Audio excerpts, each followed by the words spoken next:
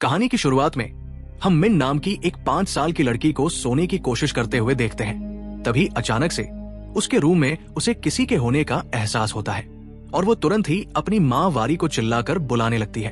पर जब तक वारी ऊपर रूम के बाहर आती है तब तक अचानक से ही मिन के रूम का दरवाजा खुद ब खुद बंद हो गया था और मिन के रूम में सब कुछ हवा में उड़ रहा था, जिस वजह से मिन बहुत ज्यादा डर गई थी। वो जैसे तैसे अपने बिस्तर से नीचे उतरती है, पर तभी उसके सामने कुछ आ जाता है जिसको हमें दिखाया नहीं जाता और मिन के चिल्लाने की आवाज के साथ कहानी कुछ दिनों पहले चला जाता है, जहां पर हम वारी को बैंकॉक के अंदर अपने पति यूता चाई के साथ देखते हैं, जो कि बहुत ही ज्यादा उसे मारा पीटा करता था, जिसके चलते वो मिन को लेकर बैंकॉक से टाकुआपो अपनी मां के परिवार वाले घर में जा रही थी, जिसको उसके ग्रेट ग्रैंड पेरेंट ने 1932 में बनवाया था। यूता चाई काफी ज्यादा पावरफुल इंसान था, इसलिए वारी गैस स्टेशन पर मिन को कार में ही छुपे रहने के लिए कहती है ताकि सीसीटीवी में उसकी कोई भी फोटो ना आए, साथ ही उसको कोई देख भी ना पाए। तब वारी बहुत ही ज्यादा डरते हुए पास के ही एक स्टोर में जाकर सामान लेती है, जहां पर भी वो सीसीटीवी से खुद को बचाने की भरपूर कोशिश कर रही थी। अब आगे रास्ते में बहुत बार यूता चाई वारी को कॉल करने की लगातार कोशिश कर रहा था, पर वारी डरते हुए अपने फोन को रास्ते में ही फेंक देती है और लगातार ड्राइव करते हुए वो सुबह अपने मां के घर पर आ चुकी थी, जो कि काफी ज्यादा पुराना था। साथ ही साथ वहां पर कोई भी नहीं रहा करता था। अब वारी के अंदर जाते ही हम ऊपर सीलिंग पर लगे हुए झूमर वाली वॉल को देखते हैं, जहां से कभी शायद से झूमर जमीन पर गिर गया होगा। अभी इन सब बातों पर इतना ध्यान न देते हुए वारी मिन को अपने ही बचपन के रूम में लेकर जाती है, जहां पर अब वो मिन को रखने वाली थी। तभी अचानक से ही घर के दरवाजे पर कोई दस्तक देता है और तब वारी मिन को अंदर ही रहने के लिए कहकर खुद नीचे चली जाती है। वो नहीं चाहती थी कि मिन किसी के भी सामने आए। बाहर में घर का केयरटेकर नाटे आया था और वारी ने उससे ग्रोसरी का सामान और एक नया फोन भी मंगवा लिया था। नाटे की एक आंख नहीं थी, साथ ही उसकी बातों से हमें पता लगता है कि उस जगह पर बहुत ज्यादा बारिश होती है, जिस वजह से उधर लाइट की काफी दिक्कत है। तब वारी को याद आता है कि उसकी मां ने घर के बाहर ही एक गैराज के अंदर काफी बड़ा जनरेटर लगवा कर रखा हुआ था, पर क्योंकि उसे 30 साल से इस्तेमाल ही नहीं किया गया था, तो नाटे को पता नहीं था कि वो अभी सही से चलेगा या फिर नहीं। तभी अचानक से नाटे ऊपर की तरफ देखने लगता है और उसे लगता है कि जैसे कोई ऊपर है। उस समय वारी को ऐसा लगता है कि वहां पर मिन आई होगी, लेकिन जैसा कि वो नहीं चाहती थी कि मिन के बारे में किसी को भी पता चले, तो वो तुरंत ही नाटे का ध्यान भटका देती है। वहीं इसी बीच मिन को ऊपर कपड़े वाले अलमीरा के अंदर एक स्टोरी बुक मिलती है। दूसरी तरफ नाटे भी अपने घर की तरफ चला जाता है, जो कि इस घर से थोड़ी दूरी पर था, और इसका रीजन ये था कि उस हाउस के आसपास कोई भी नहीं रहा करता था। अब ऊपर वापस जाने के बाद में वारी सबसे पहले मिन को डांटती है कि अगर उसे नाटे देख लेता तो दिक्कत हो जाती, पर मिन की बातों से हमें पता चलता है कि वह तो विंडो पर गई ही नहीं थी। और आगे वारी जल्दी से अपने साथ लाए सामान को दूसरे रूम में रख देती है। तब हम उसके बैग में एक गन को भी देखते हैं, जिसको वो जल्दी से एक ड्रॉर में रखती है। उसके बैग में हमें ढेर सारा कैश भी दिखाया जाता है, जिसको वो तुरंत ही बैग के साथ बेड के नीचे रख देती है। अब वो बाथरूम में जाकर अपने चेहरे पर लगे हुए कुछ मार्क्स को चेक करती है, जो कि उसके पति ने मारपीट के दौरान दिए थे। तभी हम वहां के लगे हुए शीशे को देखते हैं, जो कि टूटा हुआ था, जो कि शायद 30 साल से नहीं बदला गया था, और उसके ऊपर ब्लड भी लगे हुए थे। और ये खून के दाग यहाँ पर कैसे आए थे, इसके बारे में अभी हमें नहीं पता था। अब रात में बारिश हो रही थी और मिन घर में घूमते हुए एक रूम के पास आ जाती है, जहां पर गेट के बाहर ताला लगा हुआ था, कि तभी वहां वारी आती है, जिसकी बातों से हम जान पाते हैं कि उसकी मां उसे कभी भी उस रूम के अंदर नहीं जाने दिया करती थी, और उसे आज तक पता नहीं है कि उस रूम के अंदर है क्या। और आज भी वारी उस रूम के अंदर नहीं जाती है। इसके बाद खाना खाते समय अचानक से लाइट चली जाती है और उसी समय मिन को वारी के पीछे एक बहुत ही भयानक भूत का साया दिखाई देता है, जिसकी आंखें बिल्कुल लाल थी। उसको देखने के बाद मिन बहुत ही ज्यादा डर गई थी, पर वारी को लगता है कि ये सब बस मिन का वहम है, इसलिए वो मिन को संभालने के बाद उसके साथ बाहर जनरेटर रूम में जाकर उसको चालू कर देती है। और वापस आने के बाद जब वो दोनों सोने के लिए जाते हैं, तब मिन वारी से वो किताब पढ़कर सुनाने के लिए कहती है, जो कि उसे सुबह अलमीरा के अंदर मिली थी। तब वारी भी उस किताब को पढ़ने लगती है और मिन का मन उस घर में जरा सा भी नहीं लग रहा होता है, क्योंकि वहां पर वो कार्टून नहीं देख पा रही थी, ना ही उसके वहां पर कोई दोस्त वगैरह थे। इसलिए वारी उसका मन बहलाने के लिए उसके साथ लुका छुपी खेलने लगती है। तब वारी जाकर अपने बिस्तर के नीचे छुप गई थी। कुछ ही देर के बाद में वहां पर मिन आ जाती है, पर वो बिस्तर के नीचे चेक नहीं करती। इसलिए चुपके से वारी बिस्तर के नीचे से निकलकर मिन के पीछे जाने लगती है और उस वक्त हम देख पाते हैं कि मिन ने एक मास्क पहना हुआ था, जो कि पहले उसके पास नहीं था। अचानक से ही अब वो एक रूम में जाकर ड्राइंग करना चालू कर देती है, जिसको देखकर वारी काफी ज्यादा शॉक रह गई थी। तभी अचानक से वहां पर असली मिन आ जाती है, जिसने मास्क नहीं पहना हुआ था। और इसको देखकर तो वारी को कुछ समझ ही नहीं आता है, और इसका मतलब साफ था कि अभी जिस मिन का पीछा करते हुए वारी वहां पर आई थी, वो मिन नहीं थी, और वो रूम वारी की मां पनीदा का था, जहां पर पनीदा का पूरा सामान भी रखा था, जिसके अंदर मिन को पनीदा की फोटो और कुछ पेपर डॉल्स मिलती है, जिससे वारी के बचपन में वारी और पनीदा खेला करते थे। तब मिन को वो डॉल्स काफी पसंद आती है और वो उनको खेलने के लिए अपने पास ही रख लेती है। अब रात में सोते समय वापस से मिन को लगता है कि जैसे उसके सामने कोई खड़ा होकर उसको देख रहा है, पर वहां पर कोई नहीं था। अगली सुबह वारी को भी वापस से वही मास्क वाली लड़की दिखाई देती है, लेकिन अगले ही पल वो गायब हो गई थी। और इस वजह से वारी को लगता है कि शायद वो हेल्यूसिनेट कर रही है, जिस पर वो ज्यादा ध्यान नहीं देती। जिसके बाद वो मिन को घुमाने के लिए अपने साथ पास के ही एक बीच पर लेकर जाती है, जहां पर पनीदा वारी को बचपन में लेकर जाया करती थी। अब इसी दौरान वारी के पास में नाटे का कॉल आता है, जिससे बात करते हुए वो जानने की कोशिश करती है कि कहीं उसके घर के आसपास किसी और का घर तो नहीं है, क्योंकि वारी और मिन को दोनों को ही ऐसा लगता रहता था जैसे कि उनके घर के अंदर कोई हो। पर नाटे के हिसाब से उनके घर के सबसे ज्यादा पास उसका ही घर था, और उस हाउस में तो लोग जानबूझकर आना भी अवॉइड किया करते थे, क्योंकि आसपास के लोगों के हिसाब से वो घर हॉन्टेड था। अब इस बात की कंफर्मेशन लेने के बाद में वारी कुछ सोचने लगती है और मिन को लेकर वापस से घर आ जाती है, जहां पर अब मिन को ऐसा लग रहा था कि जैसे उसके घर के बाहर फॉरेस्ट एरिया में एक पेड़ के पीछे से कोई उसे देख रहा हो, और इस वजह से वो वहां पर अब नहीं रहना चाहती थी। पर क्योंकि वारी अपने पति यूता चाई की हरकतों की वजह से काफी ज्यादा परेशान हो चुकी थी, तो इस वजह से वो किसी भी हाल में वापस नहीं लौटना चाहती थी। इसलिए वो मिन को वापस से समझाते हुए किसी तरह से उसे घर के अंदर रहने के लिए मना लेती है। पर इस वजह से मिन का मूड काफी ऑफ हो गया था, क्योंकि उसे इस तरह से रहने की आदत नहीं थी। अब रात में पनीदा का सामान देखते हुए वारी को उसमें वैसा ही मास्क दिखाई देता है, जैसा कि मिन के जैसे दिखने वाली लड़की पहनती थी। उसको लेकर वारी उसके बारे में सोच ही रही थी कि तभी वहां पर मिन आ जाती है, क्योंकि उसे डर लग रहा था। और तब वारी वापस से उसको संभालती है और उसके साथ खाना खाने लगती है, जिस दौरान आज वापस से मिन को वही भूतिया साया दिखाई देता है, जिसको देखकर वो बहुत जोर से चिल्लाती है। तब वारी को कुछ भी समझ में नहीं आता, इसलिए वो मिन को अपने साथ उसके रूम में लेकर जाती है और उसे सुला देती है, जिसके साथ ही अब आधी रात में वारी अचानक से उठ जाती है, क्योंकि उसको रह रह कर यूता चाई के द्वारा किया हुआ बुरा बर्ताव याद आ रहा था। इसलिए अपना माइंड फ्रेश करने के लिए बियर पीने लगती है। तब उसे पुरानी यादें याद आने लगती है, जहां पर हम यूता चाई से वारी की बहुत सारी लड़ाई होते हुए देखते हैं, और इसी वजह से उसने एक दिन यूता चाई की तरफ गन करके गन चला दी थी। तब वारी काफी रोने लगती है, पर अचानक से उसको मिन के चिल्लाने की आवाज आती है, जिसके रूम के अंदर सब कुछ हवा में उड़ रहा था।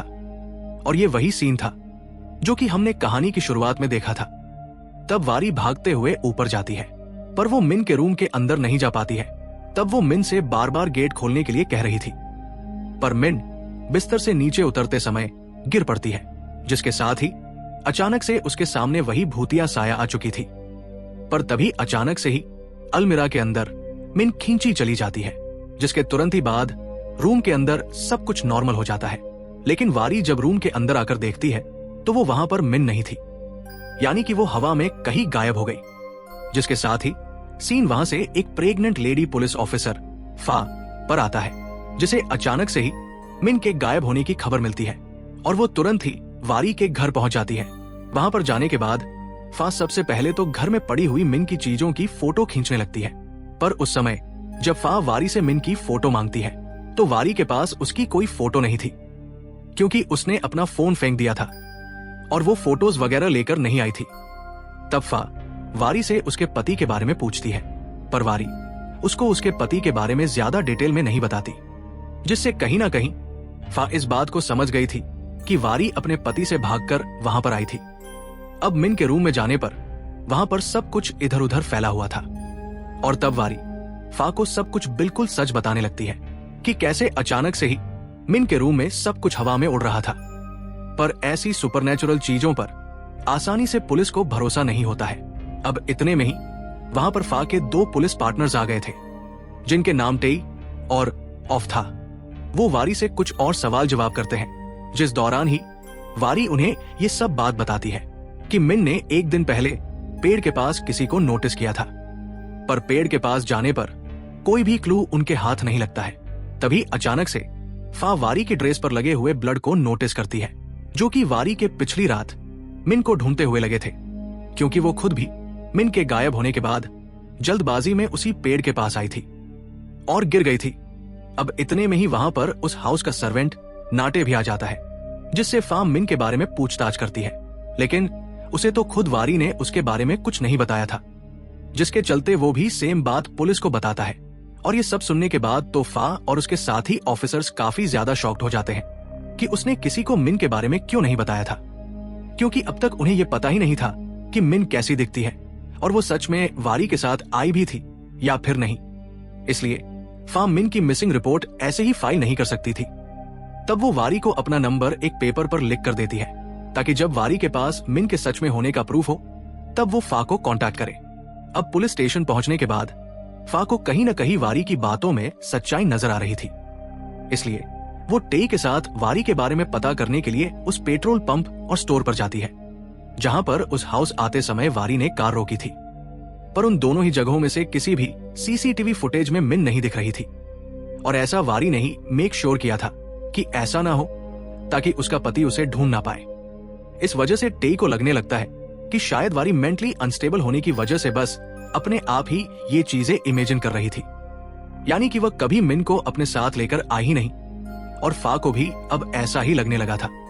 पर वो इस बारे में और ज्यादा सही से पता करना चाहती थी, और इसका एक और रीजन ये भी था कि वो खुद मां बनने वाली थी और वो एक मां के दर्द को समझ सकती थी। अब वो वापस जाने के बाद वारी के केस की फाइल बनाने लगती है। तभी फा का चीफ दनई उसको अपने कैबिन में बुलाता है, जहां उसकी बातों से हम ये जान पाते हैं कि फा के पेट में जो बच्चा पल रहा था वो दनई का ही बच्चा था। लेकिन सबसे शॉकिंग बात ये होती है कि दनई की एक बीवी और बेटी भी थी, जिस वजह से कहीं न कहीं फा को इस बात का रिग्रेट भी था कि ये सब जानने के बाद भी उसने दनई के साथ रिश्ता बनाया। ये भी हो सकता है कि उसने कहा होगा कि वो अपनी बीवी और बच्ची को छोड़ देगा, लेकिन इसके बारे में सोचते हुए फा अकेले में जाकर रोने लगती है, और बाद में वो खुद को जैसे तैसे संभाल कर वापस से वारी के बारे में पता करने लगती है। तब उसे हॉस्पिटल डेटाबेस से इस बात की कंफर्मेशन मिल जाती है कि सच में वारी की एक मिन नाम की बेटी है, पर अभी भी उन्हें समझ नहीं आ रहा था कि सच में मिन वारी के साथ आई भी थी या फिर नहीं। कहीं न कहीं फा को नाटे के ऊपर भी शक था कि उसने मिन को अपने पास रखा हो सकता है, इसलिए वो टेई के साथ जाकर नाटे के घर को भी चेक करती है, पर वहां पर उन्हें कुछ भी नहीं मिलता, और हम जानते हैं कि नाटे ने कुछ नहीं किया था। अब बाद में नाटे से बात करते हुए फा और टेई को पता चलता है कि असल में नाटे पहले के समय में वारी की मां पनीदा का ड्राइवर हुआ करता था। साथ ही साथ वो फा को उस समय की बहुत सारी फोटोज भी दिखाता है, जिसके अंदर नाटे की आंख बिल्कुल सही थी, इसलिए फा उससे उसकी आंख के बारे में पूछती है। तब नाटे ये बताता है कि 30 साल पहले एक रात अचानक से ही एक लेडी ने अननोन रीजन से पनीदा के घर पर हमला कर दिया था, और उस लेडी ने नाटे से भी लड़ाई करते हुए उसकी आंख में एक कांच का टुकड़ा मार दिया, जिस वजह से नाटे की आंख चली गई थी। पर बाद में पनीदा से लड़ाई करते हुए अचानक से वो लेडी दूसरे फ्लोर से नीचे गिर गई थी, जिस वजह से उसकी मौत हो गई थी। और बाद में उस सन की औरत की पूरी तरह से जली हुई बॉडी को पुलिस ने बरामद किया था, जिसके बाद ही पनीदा वारी को लेकर वहां से हमेशा के लिए बैंकॉक आ गई थी। और अब आपको समझ में आया होगा कि ये घर इतने सालों से बेकार क्यों पड़ा हुआ था और क्यों इसके हॉन्टेड होने की खबर हर तरफ फैली हुई थी। वहां पर एक मौत हुई थी, जिसके चलते ये पूरी खबर यहां फैल गई। साथ ही साथ वारी का बैंकॉक में होने का रीजन भी यही था। वहीं दूसरी तरफ हमें वारी को दिखाया जाता है, जो कि घर में इधर उधर मिन को अभी भी ढूंढ रही होती है। तब उसे पनीदा के रूम में एक आदमी और एक बच्ची की तस्वीर मिलती है, जिसके बारे में वो कुछ सोच पाती है कि तभी अचानक से फा उसको कॉल करके पुलिस स्टेशन बुला लेती है, क्योंकि अब तक फा के पास मिन की एक तस्वीर आ चुकी थी। और उस तस्वीर को देखने के बाद वारी फा से पूछने लगती है कि उसे वो तस्वीर कहां से मिली। और तब जाकर हम जान पाते हैं कि वो तस्वीर असल में मिन की नहीं बल्कि खुद वारी की तस्वीर है, जो कि उन्हें नाटे की फोटो एल्बम से मिली थी। और इसका मतलब यही था कि शायद वारी अपने साथ मिन को लेकर आई ही नहीं थी। हो सकता था कि उसने शायद अनजाने में मिन को हार्म कर दिया होगा, और उसके दुख की वजह से ही वो मिन को अपने ही बचपन के रूप में अपने पास महसूस कर रही हो। और ये बात सुनने के बाद वारी को याद आता है कि उसने जब यूता चाई के ऊपर गन पॉइंट करके गोली चलाई थी, तब वो बस यूता चाई को डराने के लिए थी, ना कि उसने रियल में ऐसा किया था। और असल में उसने गोली साइड में रखी हुई अलमीरा के अंदर चलाई थी, पर उसी अलमीरा के अंदर डर के मारे मिन छुपी हुई थी, लेकिन वो गोली मिन को लगी नहीं थी। और इसी वजह से वारी अपनी बात पर अड़ी रहती है कि हाँ, मिन बिल्कुल जिंदा है और ये उसकी सोच नहीं है। तब फा उससे यूता चाई को कॉल करवाती है ताकि वो उससे मिन की फोटो मंगवाकर क्रॉस कंफर्म कर पाए कि ये मिन है या नहीं। जब यूता चाई को मिन के गायब होने के बारे में पता चलता है तो पहले तो वो वारी के ऊपर गुस्सा करता है, पर अभी की सिचुएशन को संभालते हुए वो मिन की फोटो भेज देता है, जिसको देखने के बाद अब फा और टेई को यकीन हो गया था कि सच में मिन गायब हो गई है और वो बिल्कुल वैसी ही लगती है जैसी वारी बचपन में लगा करती थी। और इसलिए वो रात में पास के गांव वालों और फॉरेस्ट डिपार्टमेंट के साथ ही फॉरेस्ट के अंदर मिन को ढूंढने लग जाते हैं, पर काफी ढूंढने के बावजूद भी मिन उन्हें वहां पर नहीं मिलती। और अब बारिश भी होने लग गई थी, साथ ही साथ फा प्रेग्नेंट भी थी, इसलिए उसकी हालत देखते हुए वारी अभी उसे अपने साथ अपने घर में लेकर चली जाती है। तब घर के अंदर घूमते हुए अचानक से फा उसी रूम को नोटिस करती है, जिसके अंदर पनीदा वारी को कभी नहीं जाने देती थी, और वहां पर ताला भी लगा हुआ था। और क्योंकि अब तक उस रूम को छोड़कर वारी खुद भी घर के सभी रूम्स को चेक कर चुकी थी, इसी वजह से फा उस रूम के ताले को तोड़ देती है। पर अजीब बात यह है कि वो रास्ता एक बेसमेंट की तरफ जा रहा था, जो कि आज तक राज रखा गया था। और जब फा और वारी सीढ़ियों से उतर रहे होते हैं, उसी दौरान हम उन दोनों के पीछे उसी भूतिया साया को देखते हैं, जिसको मिन हमेशा देखा करती थी। और अब नीचे जाने पर उन्हें वहां पर ढेर सारी मशीन्स मिलती है, जिससे ये बात तो साफ हो गई थी कि उस जगह पर पनीदा ने एक प्राइवेट लैब बनाई हुई थी, जिसकी मशीन्स को किसी ने तोड़ दिया था। साथ ही साथ जमीन पर ढेर सारा सूखा हुआ खून और कांच के टुकड़े पड़े हुए थे, जिसको देखकर फा और वारी दोनों में से किसी को कुछ भी समझ में नहीं आता कि यहाँ पर है क्या। वारी काफी छोटी थी जब उसकी माँ उसे बैंकॉक लेकर आ गई थी, तो उसे इसके बारे में कैसे ही पता होता। अब तभी उन्हें एक और मशीन दिखाई देती है, जिस पर कपड़ा ढका हुआ था, जिसको जब वो हटाते हैं तो उसके अंदर एक लैब पॉट था, जिसके अंदर इंसानों को डालकर एक्सपेरिमेंट किया जाता था। और उसके अंदर ही शायद किसी इंसान को रखा गया था जिसने उस ग्लास को तोड़ा था, और शायद से उसी के चलते वो ग्लास के टुकड़े और खून वहां जमीन पर पड़ा था।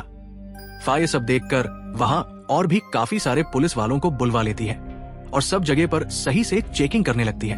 तब उन्हें उस पॉड के ऊपर की सीलिंग पर कुछ ब्लैक मार्क्स दिखाई देते हैं, और बिल्कुल वैसे ही मार्क्स घर के ऊपर तक जा रहे थे, जो कि शायद से कभी उसी पॉड में से निकलने वाली रेस की वजह से बने होंगे, यानी कि हीट रेस की वजह से वही बर्निंग मार्क्स उसी अलमीरा के पास भी थे, जिसमें से अचानक से मीन गायब हो गई थी, जिसको देखने के बाद किसी को कुछ भी समझ में नहीं आ रहा था।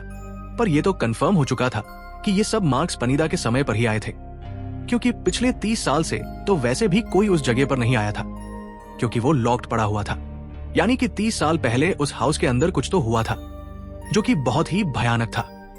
और इसी के राज को हम इसके सेकंड पार्ट के अंदर सुलझाने वाले हैं। अब घर की चेकिंग करने के बाद फा वहां से डॉक्टर के पास चली जाती है, क्योंकि आज उसकी डॉक्टर के साथ अपॉइंटमेंट थी, जहां से चेकअप करवाने के बाद जब वो बाहर आती है तो दनई उसका इंतजार कर रहा था। वो उससे मिलने आया था, क्योंकि कहीं न कहीं उसको अपने बच्चे की परवाह थी। पर फा से थोड़ी देर बात करने के बाद वो वहां से चला जाता है, और फा भी परेशान होते हुए अपने घर आ जाती है। कहीं न कहीं फा को उसके होने वाले बच्चे की चिंता थी, क्योंकि वो इस बात को जानती थी कि कहीं न कहीं बच्चा पैदा होने के बाद वो दनई के नाम को इस्तेमाल नहीं कर पाएगी, क्योंकि दनई दुनिया के सामने कभी भी एक्सेप्ट नहीं करेगा कि वो बच्चा उसका है। उसकी जॉब को भी खतरा था और यही बात कहीं न कहीं फा को अंदर ही अंदर खाई जा रही थी। वहीं अब दूसरी तरफ वारी का भी मिन के बारे में सोचकर बुरा हाल था और अभी के समय पर टेई और बाकी फॉरेस्ट डिपार्टमेंट वालों ने भी मिन को जंगल के अंदर ढूंढना बंद कर दिया था और वो लोग भी वहां से चले गए थे। और तभी हम देखते हैं कि मिन को याद करते हुए वारी रोने लगती है। अब बाद में जब वो नहा रही होती है तभी अचानक से घर की लाइट फ्लिक होने लगती है। साथ ही साथ वारी को लगता है कि जैसे घर के अंदर कोई हो, इसलिए वो तुरंत ही फा के नंबर वाले पेज को देखकर उसका नंबर डायल करती है और पेज को अपने पॉकेट में रख लेती है। जिसके बाद वो कॉल पर बात करते हुए फा को सब कुछ बताती है और वो भी अब तुरंत ही वारी के घर की तरफ निकल गई थी। कॉल के दौरान ही वारी ने अपनी रिवॉल्वर निकाल ली थी।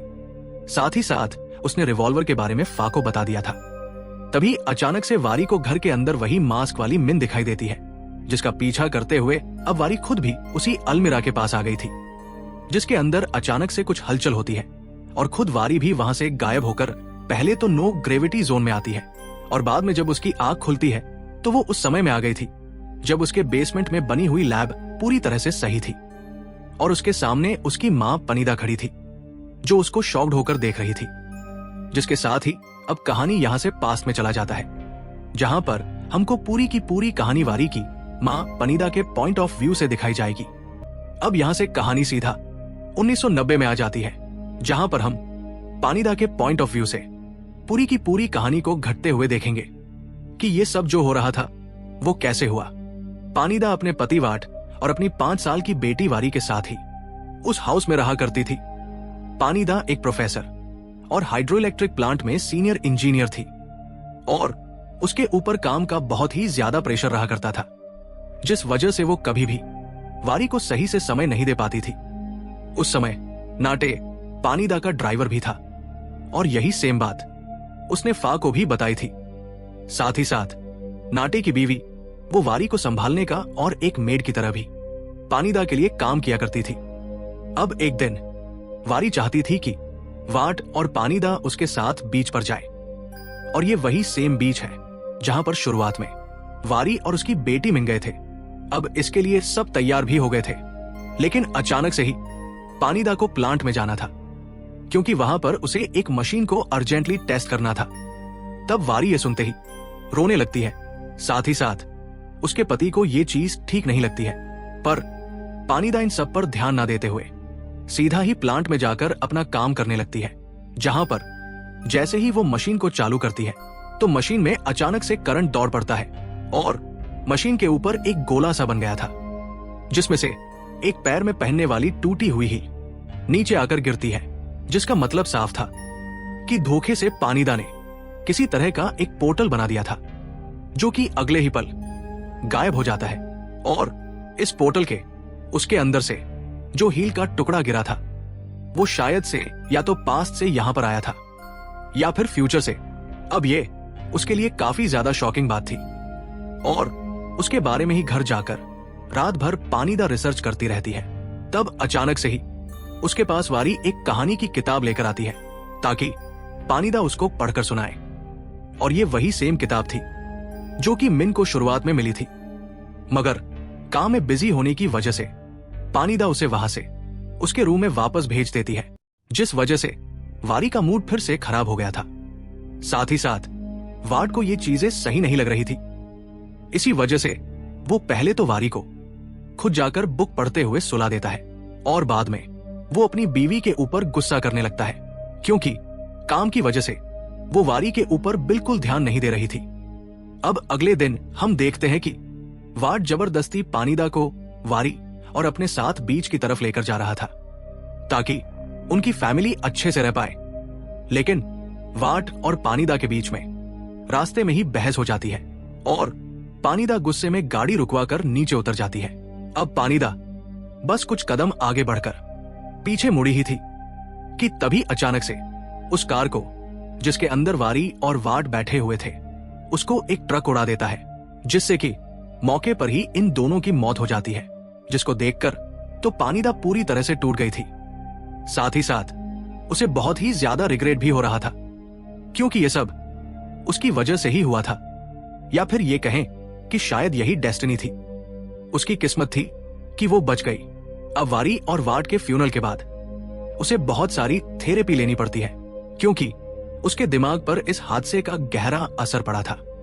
वारी और वाट की मौत 14 मार्च 1991 को हुई थी, जिस डेट को ही बार बार पानीदा पेजेस में लिखती रहती थी। अब इसी दौरान फ्रस्ट्रेट होकर पानीदा ने अपने रूम के बाथरूम में लगे हुए शीशे को भी तोड़ दिया था, जिस पर कहानी की शुरुआत में हमने देखा भी था कि वहां घर के अंदर शीशा टूटा पड़ा था, जिसके ऊपर पानीदा का ही खून लगा था।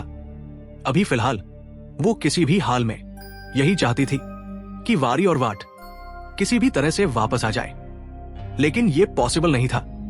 इसलिए रिग्रेट के चलते पानीदा हाइड्रोइलेक्ट्रिक प्लांट के ब्रिज से कूदकर खुद को खत्म करने का फैसला कर लेती है, जिस दौरान उसकी हील टूट जाती है। और जब वो ऊपर चढ़कर कूदने वाली थी कि तभी नीचे वैसा ही सेम पोर्टल बनता है जैसा कि मशीन में खराबी होने की वजह से बना था। यानी कि उसने इनडायरेक्टली वहां पर एक जगह पर पोर्टल खोल दिया था, और उसको देखते ही धोखे से पानीदा की टूटी हुई हील का जो टुकड़ा था वो उसी पोर्टल में गिर गया था। और ये वही हील थी जो कि पानीदा को पास्ट में मिली थी। मतलब कि ये एक टाइम पोर्टल बन गया था और फ्यूचर से वो हील का टुकड़ा यहां पर आकर गिरा था, जो कि उसका खुद का था। और ये बात याद आते ही पानीदा समझ जाती है कि धोखे से ही सही, लेकिन उसने टाइम मशीन इनडायरेक्टली बना ली थी। उसने एक टाइम पोर्टल ओपन कर दिया था। अब इस चीज से पानीदा समझ जाती है कि वो पास्ट में जाकर वारी और वाट की जान बचा सकती है। इसलिए ही पानीदा ने अपने घर के बाहर गैराज में बड़े बड़े जनरेटर को लगवाया, जिससे पता चलता है कि स्टार्टिंग में वारी ने वहां पर इतने बड़े बड़े जनरेटर को क्यों देखा था। और ऐसा इसलिए भी था ताकि उसके पास पावर का कोई प्रॉब्लम ना हो, जैसा कि प्लांट के अंदर हुआ था। जिसके बाद वो बेसमेंट में ही लैब बनाकर वहां पर अपनी मशीन्स को लाते हुए अपने एक्सपेरिमेंट पर और भी अच्छे से काम करने लगती है। और ये भी हमको समझ में आता है कि वो बेसमेंट के अंदर लैब कैसे बनाई गई थी। अब इस एक्सपेरिमेंट के अंदर वो बार बार फेल होती जा रही थी, पर उसने धीरे धीरे फाइनली एक और पोर्टल बना लिया था। इसलिए अब वो पॉड में चली जाती है, जहां से ही वो पास्ट में जाने वाली थी। लेकिन तभी पोर्टल बंद हो जाता है, जिससे गुस्से में आते हुए पानीदा बाहर आकर मशीन्स पर हाथ पटकने लगती है। और अब अचानक से ही वापस से एक और पोर्टल चालू होता है। और जब वो पोर्टल बंद होता है तो पानीदा उस मशीन के अंदर एक छोटी सी 5 साल की बच्ची को देखती है, जो कि असल में कोई और नहीं बल्कि खुद मिन थी। इसका मतलब यही था कि पानीदा के एक्सपेरिमेंट की वजह से मिन 2024 से गायब होकर सीधा 1992 में आ गई थी। और अब पहले तो यहां पानीदा को कुछ भी समझ में नहीं आता, यानी कि इनडायरेक्टली उस घर के अंदर 2024 में पोर्टल उस अलमारी के अंदर ही ओपन हो चुका था, जिसके पास आते ही जैसे ही मशीन 1992 में चालू होती है तो वहां से चीजें उठकर या फिर इंसान सीधा 1992 में आ जाया करते थे। और यही रीजन था कि मिन किसी को भी ढूंढने के बावजूद कहीं नहीं मिली थी। यहां अब वो 2024 से सीधा 1992 में सेम घर के अंदर आ चुकी थी, विच एक्सप्लेन्स की वारी को बार बार एक अलग तरह की ही मिन जिसने मास्क पहना हुआ था वो क्यों दिखाई दे रही थी। अब पानीदा यहाँ पर काफी ज्यादा खुश थी। अगली सुबह जब मिन की आंख खुलती है तो सबसे पहले वो रोते हुए पूरे घर में अपनी माँ वारी को ढूंढने की कोशिश करती है। और यहाँ पर अब आप नाम में कंफ्यूज मत होना, क्योंकि पानीदा की वारी तो मर चुकी है, पर मिन के लिए वारी ही आने वाले समय में उसकी माँ है। लेकिन वहां पर वारी थी ही नहीं। और तब पानीदा मिन को संभालती है और उसे नहलाने और अपनी बेटी वारी के ही कपड़े पहनाकर मिन का मूड सही करने के लिए उसको अपने साथ कार में मार्केट घुमाने के लिए लेकर जाती है। पानीदा ने मिन को ढेर सारे नए नए कपड़े दिलवाए थे। और तब मार्केट से वापस आते समय ही अचानक से मिन की नजर कुछ पेपर डॉल्स पर पड़ जाती है, जो कि उसने 2024 में भी देखी थी और अपने पास भी रख लिया था। और ये सेम वही डॉल थी जो कि 2024 में उसको दिखाई दी थी, जिनको देखते ही मिन उनको खरीद लेती है। साथ ही साथ उसने तब वैसा मास्क भी खरीद लिया था जैसा कि वारी को कहानी की शुरुआत में उस लड़की में दिखाई देता था, जो कि मिन के जैसी दिख रही थी। और अब आपको समझ में आया होगा कि यहां पर हो क्या रहा था। इनडायरेक्टली वारी 2024 में अपनी ही बेटी मिन को देख रही थी। यानी कि यहाँ पर 1992 वाला समय और 2024 वाला समय जो था वो कहीं ना कहीं या किसी तरह से जुड़ चुका था। और आपको एक और इंटरेस्टिंग चीज भी समझ में आ रही होगी और क्लियर भी हो गई होगी कि वारी खुद मिन ही है, जो कि किसी वजह से पास में रह गई थी। यानी कि उस पोर्टल के खुलने की वजह से और उसे कुछ याद भी नहीं था। अब उसी तरह कुछ दिन और बीत जाते हैं और पानीदा मिन के आ जाने की वजह से काफी खुश रहने लग गई थी और वो मिन के साथ ऐसे एंजॉय करती है जैसे कि वो अपनी बेटी वारी के साथ एंजॉय कर रही हो। और क्योंकि कहीं ना कहीं वो मिन के अंदर ही वारी को देखती थी, इसलिए वो मिन के साथ हर एक वो काम करती है जो कि वारी पानीदा के साथ करना चाहती थी, जो वो काम के प्रेशर की वजह से या फिर ये कहे कि उसने अपने परिवार को इग्नोर किया था। अब जब एक दिन नाटे और उसकी बीवी मिन के पेरेंट्स के बारे में पनीदा से पूछते हैं तो पनीदा उनसे रूडली ये कह देती है कि वो उसकी नीज है और अब वो उनके साथ ही रहेगी। इसलिए वो दोनों भी पानीदा से ज्यादा आर्ग्यू नहीं कर पाते। पर कहीं ना कहीं मिन पानीदा को अपनी मां के रूप में एक्सेप्ट नहीं कर पा रही थी। इसी वजह से उसकी तबीयत खराब होने लगती है और तब पानीदा को भी अपनी असली बेटी की याद आने लग गई थी। और अब तक पानीदा को भी ये समझ आ चुका था कि वो उसकी बेटी है ही नहीं, इसलिए वो अपनी रियल बेटी यानी कि वारी को वापस लाने के लिए एक बार और मशीन को चालू करती है, जिस वजह से मशीन से निकलने वाली एनर्जी रेस की वजह से ऊपर की सीलिंग और बाकी फ्लोर्स बर्न आउट हो गया था। और इस बार पोर्टल खुलने से पानीदा 2024 वाली बड़ी वारी को 1992 में ले आई थी। और अब आपको समझ में आया होगा कि कैसे वारी 2024 में उस अलमिरा के पास आते ही एक नो ग्रेविटी जोन में आकर कहीं और ही पहुंच गई थी। यानी कि उसको पानीदा ही 2024 से सीधा 1992 में बुलवा लिया था। और ये चीजें काफी ज्यादा रैंडम हो रही थी। यहाँ पर कोई भी टाइम वगैरह सेट करने की टेक्नोलॉजी नहीं थी, लेकिन बस एक टाइम पोर्टल खुल रहा था और पानीदा यहाँ पर खाली हवा में तुक्के लगा रही थी। अब पानीदा को अपने सामने देखकर वारी बहुत ही ज्यादा शॉक्ड हो जाती है कि उसकी माँ तो खत्म हो चुकी है, तो वो यहाँ पर कैसे आ गई है। वहीं हम 2024 में फा को देखते हैं, जो कि वारी के बुलाने की वजह से जब वारी के घर पहुंचती है तो वो उसको कहीं भी नहीं दिखती है। बस वारी का फोन अलमिरा के पास गिरा हुआ था, जिसको देखकर फा को कुछ समझ नहीं आता और वो अपने बाकी साथियों को भी वहां पर बुला लेती है। वहीं 1992 में पानीदा को कुछ भी समझ में नहीं आ रहा था कि उसके सामने ये लेडी कौन है। तब वारी उसको समझाने की कोशिश करती है कि वो वारी है, मगर पानीदा को इस बात पर बिल्कुल भरोसा नहीं था।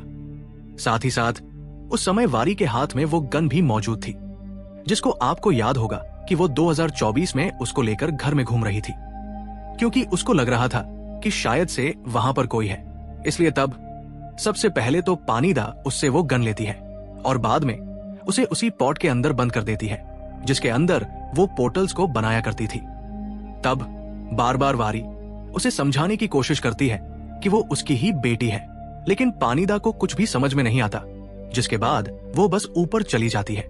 शायद से पानीदा को उस समय ये बात नहीं पता थी कि उसके बनाए गए पोर्टल्स इतने आगे के समय के लोगों को भी लेकर आते हैं। यहाँ तक वारी को भी नहीं पता था कि वो 2024 से सीधा 1992 में आ गई थी। अब दूसरी तरफ 2024 में फा को भी समझ में नहीं आ रहा होता कि अचानक से ही वारी कहाँ गायब हो गई थी।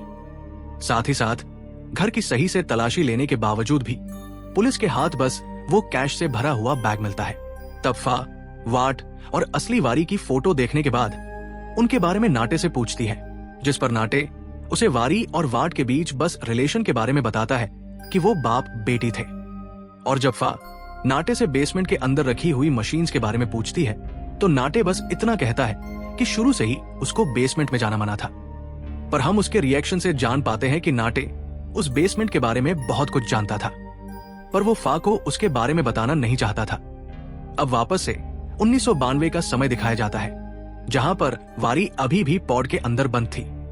तभी पानीदा उसके पास खाना लेकर आती है और तब वारी उसे वापस से समझाने की कोशिश करती है कि वो उसकी ही बेटी है, लेकिन पानीदा को अभी भी इस बात पर भरोसा नहीं होता। तब वारी उसे मिन के खोने के बारे में बोलती है, जिसको सुनने के बाद पानीदा अचानक से ही घबरा गई थी। तब वो तुरंत ही ऊपर जाकर रोने लगती है और कहीं ना कहीं हम समझ पाते हैं कि असल में पानीदा अपनी बेटी वारी की तरह ही मिन को नहीं खोना चाहती। इसलिए ऊपर जाते ही उसको एंजाइटी अटैक्स आना चालू हो जाते हैं और तब नाटे भी पानीदा की ऐसी हालत देख लेता है। तब पानीदा कुछ सोचते हुए उससे हेल्प मांगती है। अब 2024 में फा पुलिस स्टेशन में वापस आ गई थी, जहां पर वो बाहर एक बहुत महंगी कार को नोटिस करती है और अब उसके अंदर जाने पर हम देखते हैं कि फा अपने साथ वारी की बचपन में बनाई गई ड्राइंग, साथ ही साथ काफी सारे पुराने पेपर्स और फोटोज को लेकर आ गई थी, जिनको वो बोर्ड पर टेई के साथ अरेंज करने लगती है और 1991, 1992 और अभी के हादसों में कनेक्शन ढूंढने की कोशिश कर रही थी। क्योंकि फा को ये समझ में नहीं आ रहा था कि अगर पानीदा की वो बेटी, जिसका नाम वारी था, जो कि 1991 में अपने पिता के साथ ही खत्म हो चुकी है, तो 2024 वाली जो वारी थी वो कौन थी? क्योंकि उसकी बचपन की फोटो 1991 वाली वारी की फोटो से अलग थी। उसका दिमाग यही सोच सोच कर खराब हो रहा था कि अगर वारी 1991 में खत्म हो चुकी है तो ये वारी कौन है जिससे वो मिली थी, जिसकी बेटी मीन खो चुकी है। लेकिन फा को कुछ भी समझ में नहीं आ रहा होता है। तभी उसे दनई अपने रूम में बुला लेता है, जहां पर वारी का पति युता चाई भी आया हुआ था।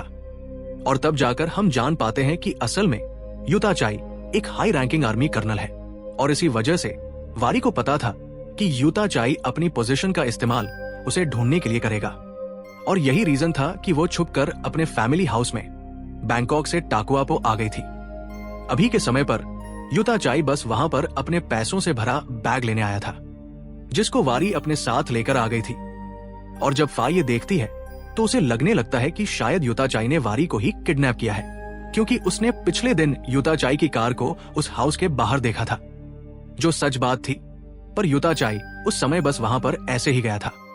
साथ ही साथ युता चाई और दनई आखिरी रात टाउन के अंदर ही होटल में थे, जिससे एक बात तो साफ हो जाती है कि युता चाई को वारी या फिर मीन किसी की भी फिक्र नहीं थी। उसे खाली पैसे चाहिए थे। यहां तक कि उसे यह भी लग रहा था कि मीन उसकी बेटी है ही नहीं। और ये बात जानने के बाद फा को बहुत ही ज्यादा गुस्सा आ जाता है, पर दनई उसको अभी बाहर भेज देता है।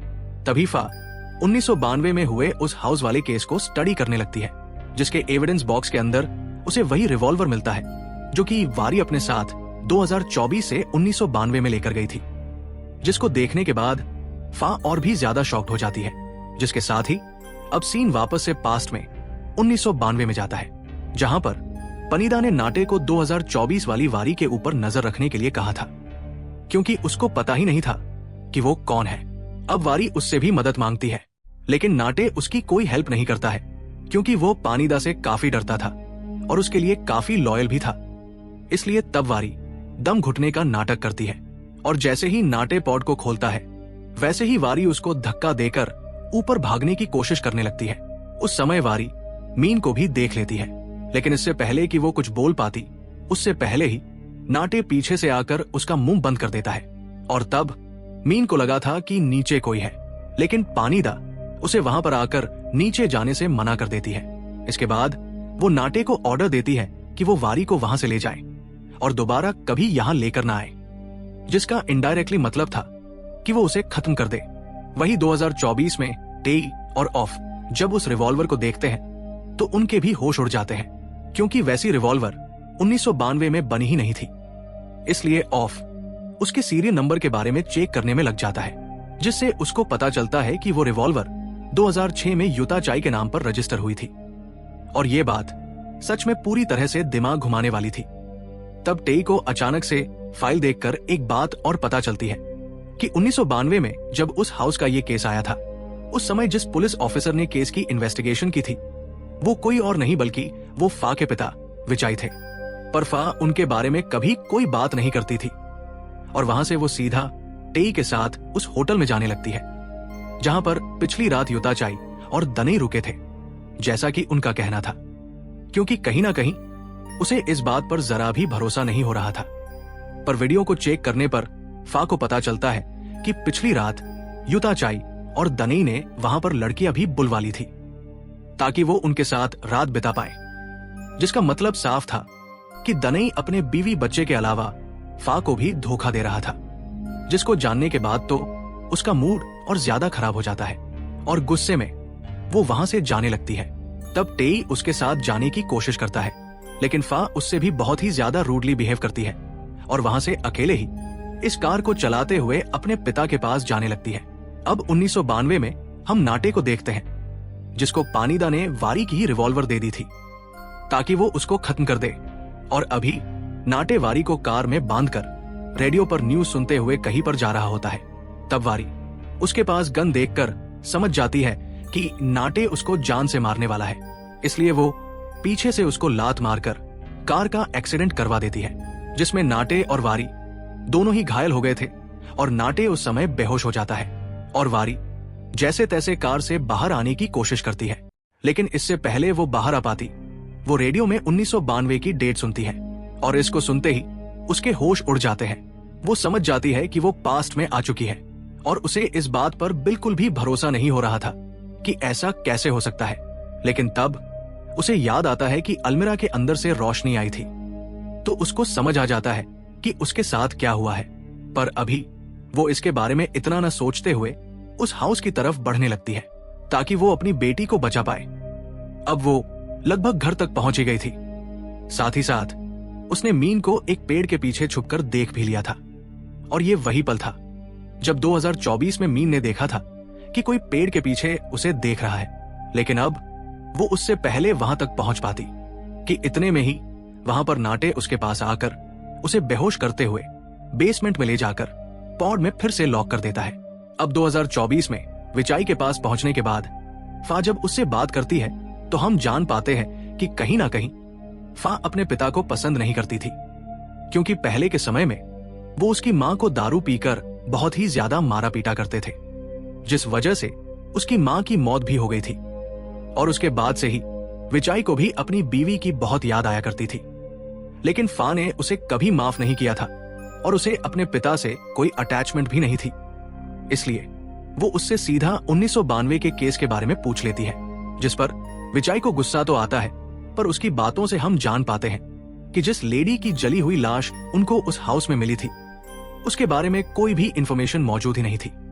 उस लेडी के पास बस एक पेपर मिला था जिस पर कुछ नंबर्स लिखे हुए थे, पर फिलहाल विचाई को वो नंबर्स याद नहीं थे, जिसके चलते फा वहां से निकल जाती है। यानी कि विचाई के हिसाब से भी वो केस जो था वो काफी ज्यादा मिस्टीरियस था।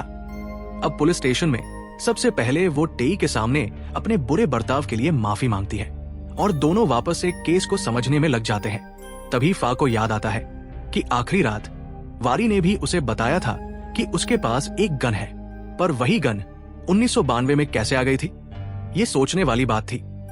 दूसरी तरफ 1992 में जब वारी की आंख खुलती है तब पानीदा नाटे के ऊपर गुस्सा कर रही है, क्योंकि वो वारी को वापस लेकर आ गया था।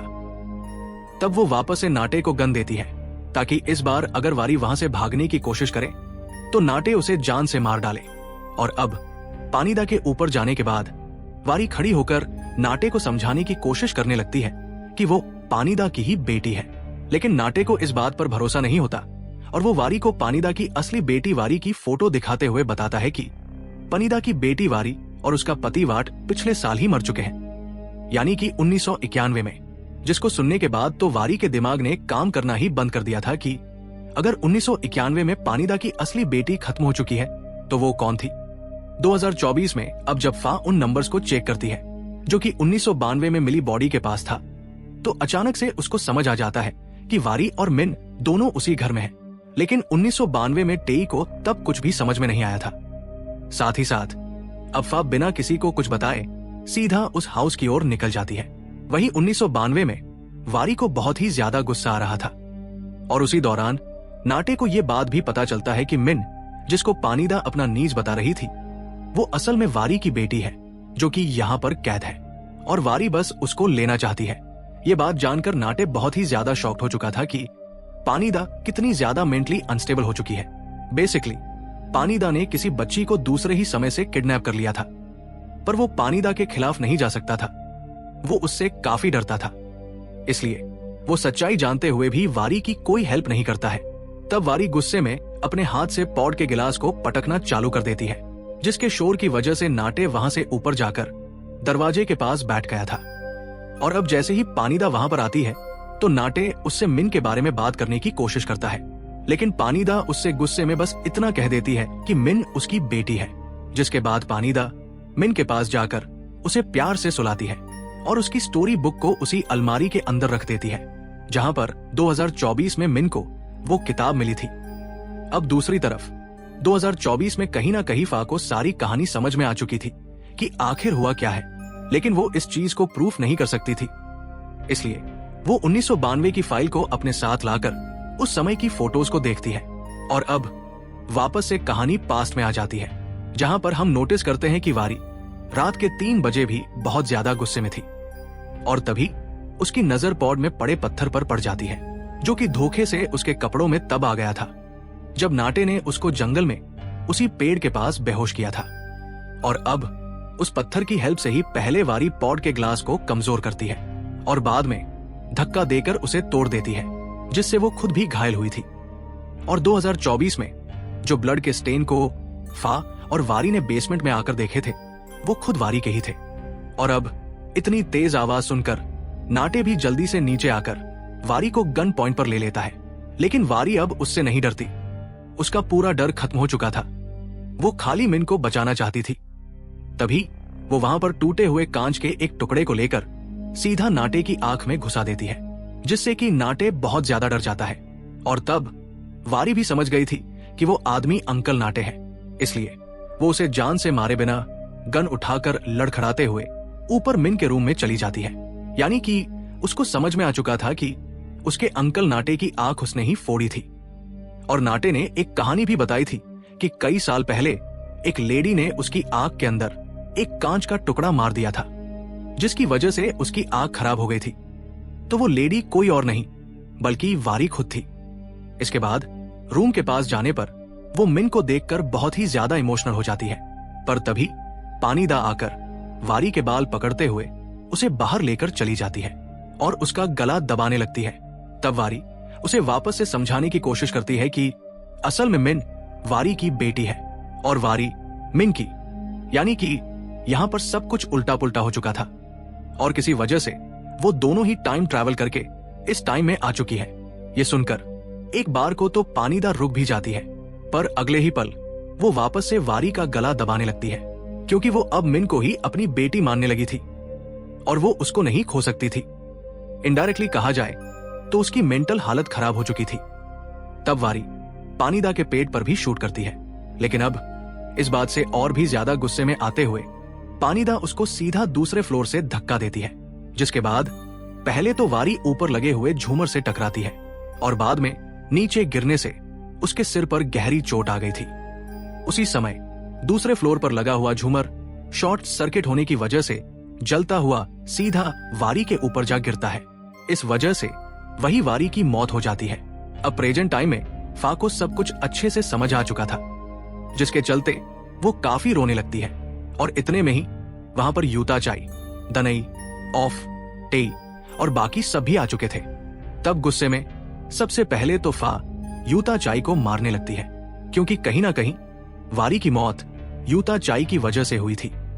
क्योंकि अगर वो वारी को नहीं मारता, पीटता, तो शायद से वारी वापस से इस घर में कभी नहीं लौटती और ये लूप कभी भी शुरू नहीं होता और ना ही वो गायब होती। तब यूता चाई को भी गुस्सा आ रहा था, लेकिन वो कुछ नहीं कर सकता था। तब दनई फा को रोकता है और रोते हुए फा वहां से टेई को भी उल्टा सीधा बोलते हुए चली जाती है, जिसके साथ ही अब सीन वापस से 1992 में वारी की मौत के बाद आता है, जहां पर विचाई अपनी टीम के साथ अगले दिन उस हाउस में आते हैं और उन्हें वारी के हाथ से वही पेपर मिलता है जिस पर असल में फा का ही नंबर लिखा हुआ था। और वो वही पेज था जिस पर फा ने खुद 2024 में वारी को अपना नंबर लिख कर दिया था। और जब वारी ने लास्ट टाइम फा को कॉल किया था, तब उसने उस पेपर को अपनी जेब में रख लिया था। इसी वजह से वो उसके साथ था और उसी पेपर की फोटो देखकर फा को 2024 में सब कुछ समझ में आ चुका था। अब 2024 में हम देखते हैं कि टेई अब प्रमोट हो चुका है। आगे हमें फा को भी दिखाया जाता है, जिसने पुलिस की जॉब छोड़ दी थी और उसको एक बच्चा भी हो गया था। साथ ही साथ उसे अब दनई का साथ नहीं चाहिए था, इसलिए वो बच्चे के बर्थ सर्टिफिकेट में भी फादर का नाम नहीं लिखवाती है और दनई को भी ब्लॉक कर देती है। जिसके बाद जब वो वहां से जा रही होती है, तब टेई उसके पास आता है, जो कि खुद भी 1992 में मिले ब्लड सैंपल्स, वारी के करंट के ब्लड सैंपल्स और मिन के टूथब्रश के डीएनए सैंपल्स के रिजल्ट्स को देखकर हैरान था। क्योंकि वो एक ही इंसान के सैंपल्स थे। पर फा ये चीज पहले ही समझ चुकी थी कि वारी, मिन सब एक ही थे, और इसलिए वो बिल्कुल शॉक नहीं होती, और इसी के चलते वो चुपचाप वहां से चली जाती है। अब तभी पास्ट के सीन में हम देखते हैं कि फा जब आखिरी टाइम उस हाउस से पुलिस स्टेशन में आई थी, तब उसने इस केस से रिलेटेड सब कुछ बोर्ड पर सही से अरेंज कर दिया था। और अब लास्ट टाइम हमें मिन का बचपन दिखाया जाता है, जहां पर 1992 में पनीदा ने खुद जाकर अपनी बाकी मशीन्स को तोड़ दिया था, जिसका मतलब कि बेसमेंट के अंदर मशीन्स कैसे टूटी थी ताकि कोई और उनका इस्तेमाल ना कर पाए। साथ ही साथ उसने मिन को वारी का ही नाम दे दिया था ताकि उसको अपनी असली बेटी वारी की याद कभी ना आए। और क्योंकि उस समय मिन खाली 5 साल की थी, इसलिए डॉक्टर ने भी उसे हिप्नोटाइज करके उसकी पास्ट मेमोरीज को इरेज कर दिया था कि उसकी वारी नाम की कोई माँ भी थी, यानी कि पानीदा ही उसकी असली माँ है। उसके दिमाग में ऐसा कर दिया था। और अब आपको समझ में आया होगा कि बाद में मिन कैसे खुद ही वारी बन चुकी थी, जिसे पानीदा अपने साथ बैंकॉक लेकर चली जाती है, जिसे जाते हुए खुद वारी की आत्मा देख रही होती है, जो कि कोई और नहीं बल्कि इस घर की वो भूतिया साया थी, जो कि 2024 के समय में मिन को बार बार दिखाई दे रही थी। हो सकता है कि वो नहीं चाहती थी कि मिन उस अलमीरा के आसपास जाए ताकि ये चीज फिर से शुरू हो, और ऐसा इसी वजह से हो रहा था क्योंकि 2024 वाली वारी को पता ही नहीं था कि वो खुद ही मिन है। अब बैंकॉक के अंदर ये मिन, जिसको वारी का नाम दे दिया गया था, वो अब धीरे धीरे बड़ी होती है और बाद में एक जर्नलिस्ट बन जाती है। और उसी काम के दौरान मिन, यानी कि जो वारी बन चुकी है, उसकी मुलाकात यूता चाई से होती है और दोनों बाद में शादी कर लेते हैं। पर अब बूढ़े होने की वजह से पानीदा की तबीयत काफी खराब रहने लग गई थी, और अब एक दिन वो मिन को, यानी कि जिसको उसने वारी का नाम दिया था, उसे वो ध्यान से देखने लगती है। तो उसे 1992 का वो सीन याद आता है जब उसने वारी को मारा था, जिस वजह से उसे वो बात समझ में आ जाती है कि उस समय वो लेडी उससे सही कह रही थी कि वो उसकी बेटी वारी ही है। और यही सोचते हुए पानीदा डरते हुए मिन, यानी कि वारी से मना करती है कि वो वापस घर ना जाए, यानी कि डोंट कम होम। पर मिन को यहाँ पर कुछ भी समझ में नहीं आता, जो कि अब पूरी तरह से वारी बन चुकी थी। और उसके कुछ ही समय के बाद में हॉस्पिटल में पानीदा की मौत भी हो जाती है। अब कुछ समय के बाद में हम ये देख पाते हैं कि यूता चाई और वारी, जो कि मिन ही थी, उनकी आपस में लड़ाई होने लग गई थी। उनके बीच में हाथापाई हुआ करती थी, लेकिन तब तक उनकी एक बेटी पैदा होती है, जिसको वो मिन का ही नाम देती है। और बाद में अब एक ऐसा समय आता है जब वारी यूता चाई से परेशान होकर अपने साथ मिन को लेकर उस हाउस की तरफ निकल जाती है, यानी कि वो खुद ही उस घर के अंदर गई थी। इसी के साथ में ये सीरीज यहीं पर खत्म हो जाती है। इसका मतलब कि मिन ही वारी है और वारी ही मिन। साथ ही साथ वो भूत भी वारी है, जो कि खुद भी मिन है। आपको क्या लगता है? कमेंट में जरूर बताएं। तो दोस्तों, ये थी डोंट कम होम सीरीज की कहानी। उम्मीद करता हूं कि आपको ये सीरीज पसंद आई होगी। और आपको ये सीरीज कैसी लगी कमेंट में जरूर बताएं। और आप कौन सी सीरीज का एक्सप्लेनेशन चाहते हैं कमेंट में जरूर बताएं।